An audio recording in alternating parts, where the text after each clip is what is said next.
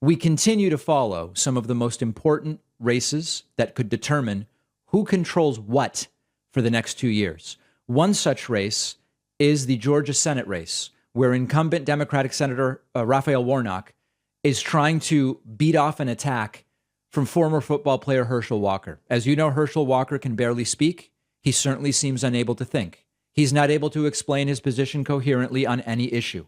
He appeared over the weekend with Fox News Trump brown-noser Maria Bartiromo, and it is truly frightening that this could be one of 100 members of the U.S. Senate being a completely incoherent individual, which we have become accustomed to, but picking up on words he's hearing elsewhere without any idea how to use them, here claiming that they are bringing pronouns to the military.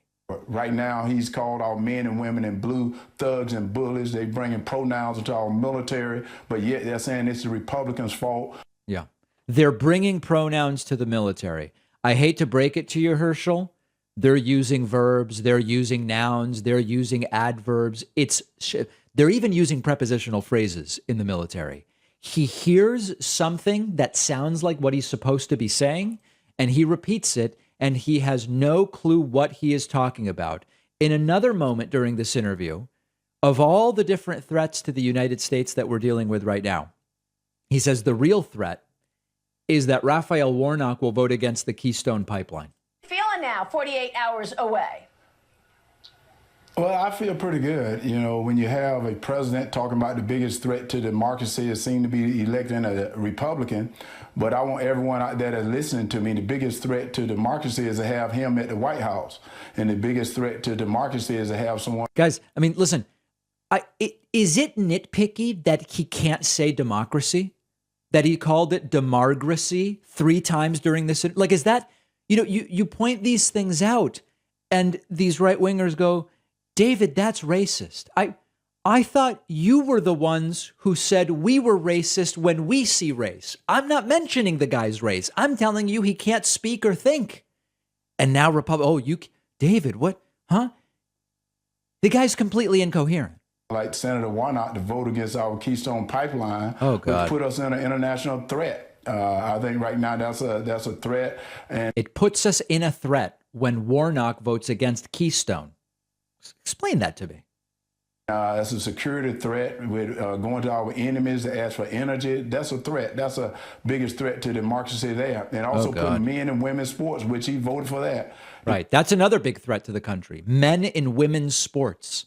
An issue affecting 0.05. I mean, come on, guys. And Maria Bartiromo enables it. They all enable it by pretending this is normal. Biggest threat to democracy is to have the Democrats right now leading this country because they seem to be taking this country in the wrong direction. Yeah. Give me the indicators, Herschel. Give me the specific indicators by which you could make that case.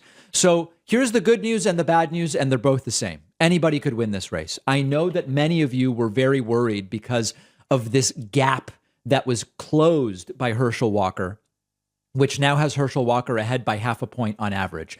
I'm going to be very direct and frank with all of you. Who the hell cares what the polls say right now? Many people writing to me saying, David, a lot of these polls are right-wing biased. Remington is a right-wing poll, as an example. Remington has Walker +4. Here's the way to think about it. This thing is tied, okay? Some of the specific polls are literally a tie, like the recent Marist poll. Even if you average all the polls, including the supposed right-wing polls, it's 0.5 point that separates these two. Anybody can win. If you believe that the polls are biased towards Walker, but that early voter turnout favors Warnock, but just go and vote if you vote in Georgia. If you believe Walker's really winning, then go and vote and make it so that his margin shrinks by 1 vote.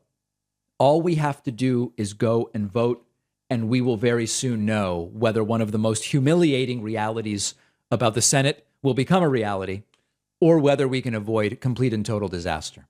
You've heard me talk about the accounts we've had hacked. It's a horrible experience. It can happen to anyone. Look up the stats. If it hasn't happened to you yet, it may at some point. Protecting yourself against scammers online can get complicated. Our sponsor, Aura, is the all-in-one solution that I now use to keep accounts safe. Aura scans the dark web for your personal info, emails, passwords, social security numbers, immediately alerts you if anything is found, helps you fix the problem. You also get alerts about suspicious credit inquiries. Aura automatically requests the removal of your information from search engines and data broker sites, and Aura protects all of your devices from malware with its state-of-the-art antivirus. And Aura also helps you manage what your kids can do on their devices with very simple, easy-to-use parental device controls.